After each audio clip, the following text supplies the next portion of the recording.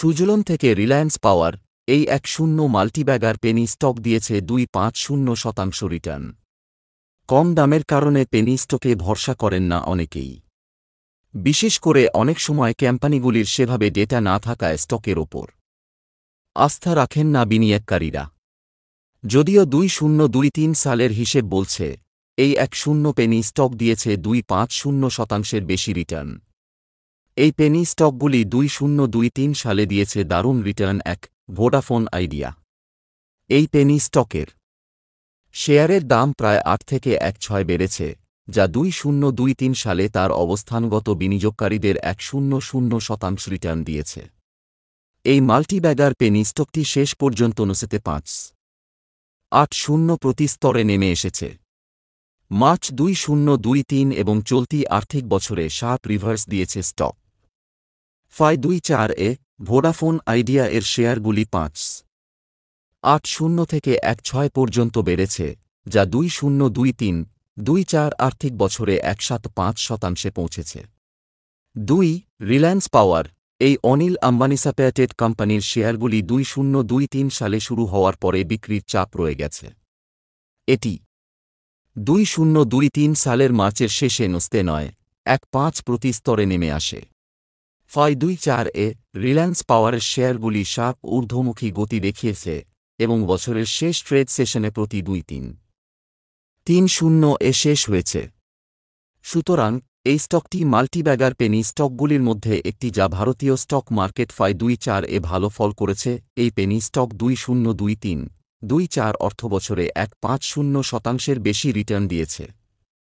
যাই হোক, 2023 সালের প্রথম 3 মাসে বিক্রির চাপের কারণে এক সময় পেনি স্টকের নেট রিটার্ন প্রায় 6.0% কমে যায়। 3.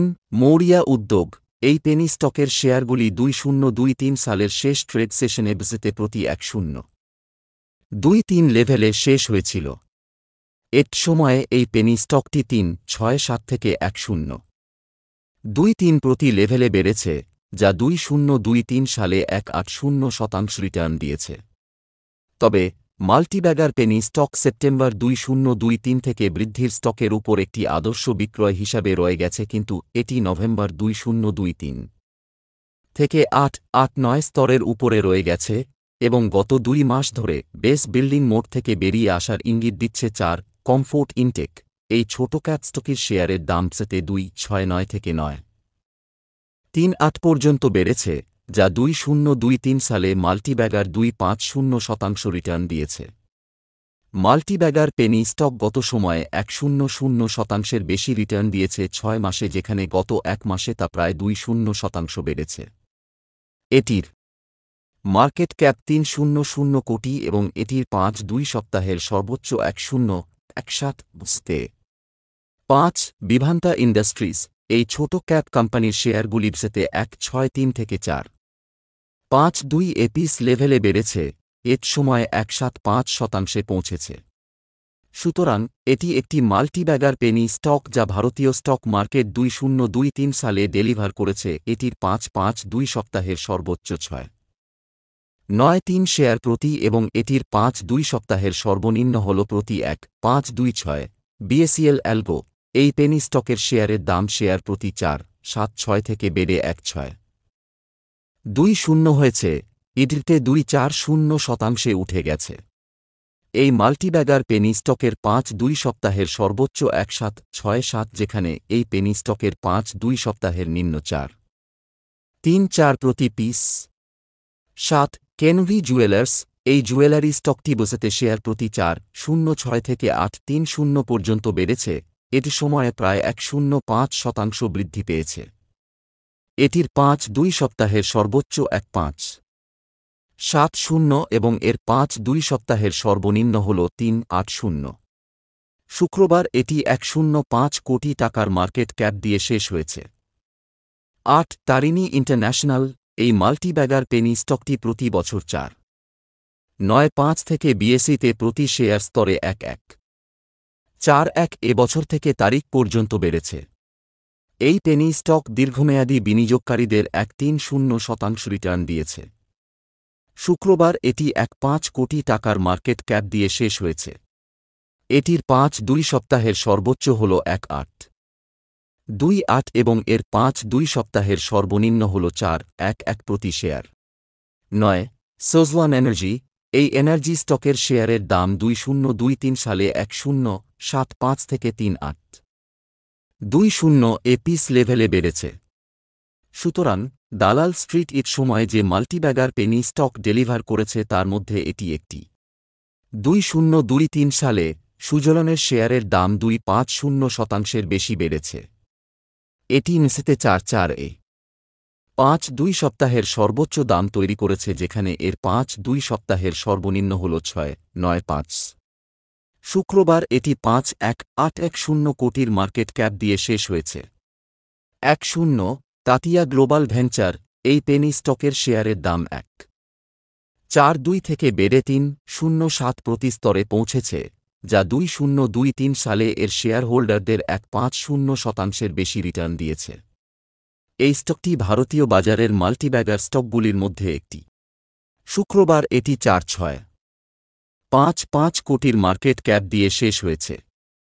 এটির 5-2 সপ্তাহের সর্বোচ্চ হল 3.33 এবং এর 5-2 সপ্তাহের সর্বনিম্ন হল 0.86। বর্তমানে সঞ্চিত অর্থ বিনিয়োগ করার একটি অন্যতম সেরা বিকল্প হয়ে উঠেছে স্টক মার্কেট। এই ক্ষেত্রে কোনো সেক্টরের উপর লক্ষ্য রাখলে উন্নত রিটার্ন আসার সম্ভাবনা রয়েছে। সম্প্রতি এই প্রসঙ্গে নিজের দৃষ্টিভঙ্গির বিষয়ে জানিয়েছেন বিশেষজ্ঞ রোহিত শ্রীবাস্তব। জানুন কোন খাতের উপর নজর রাখতে বলেছেন তিনি। শুরু হয়ে গিয়েছে নতুন বছর। 2024 সালে শুরু থেকেই স্টক মার্কেটে বিনিয়োগের সুযোগ খুঁজছেন ট্রেডাররা। কোন বিভাগে বিনিয়োগ করলে আসতে পারে উচ্চ রিটার্ন, সেই বিষয়টি নিয়ে এখনও দ্বন্দ্বে রয়েছেন একাধিক বিনিয়োগকারী। কারণ বর্তমানে বাজারে একাধিক বিভাগকে অত্যন্ত উন্নত অবস্থায় দেখা যাচ্ছে।